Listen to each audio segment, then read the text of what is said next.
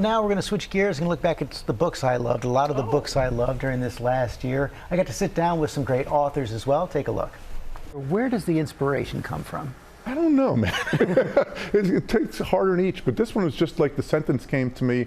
I'm serving the 5th year of a prison sentence for murdering my own child. Spoiler alert, I didn't do it. And what if I opened up with the man who's accused of murdering his own child? He's in prison for it, and now he finds out his child may still be alive right away. Wouldn't that be a cool opening? And then you go from there. I always feel really lucky because it's always a late Christmas gift for me. Your new book, every single year, comes out in galleys. Early January. I get to read it fast.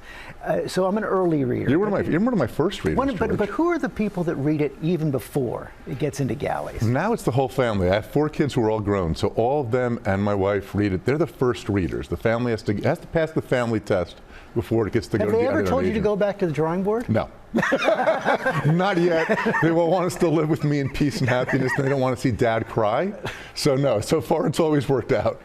This is the, believe it or not, the 23rd entry in my series featuring legendary art restorer and intelligence operative Gabriel Allon. In this novel, he joins forces with a beautiful master thief to track down the world's most famous missing painting.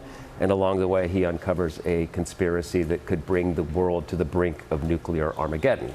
As you mentioned, this is your 23rd book with Gabriel Allon. How have you and he evolved over time? You know, when I first created him, he was a morose, grieving character. I did not have any idea that he was supposed to be a continuing character. He's supposed to appear in one book and one book only. That's obviously not the way it turned out. The Gabriel that we encounter now late in his life, or later in his life, I should say, is a much lighter,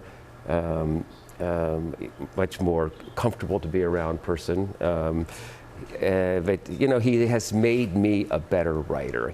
So tell us where this came from.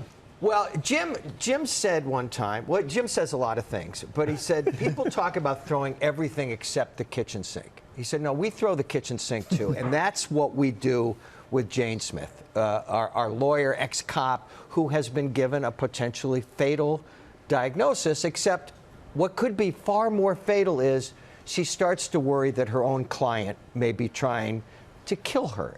I love the goal you have for your readers. Very simple, never put the book down. Yeah. Right. How do you do that?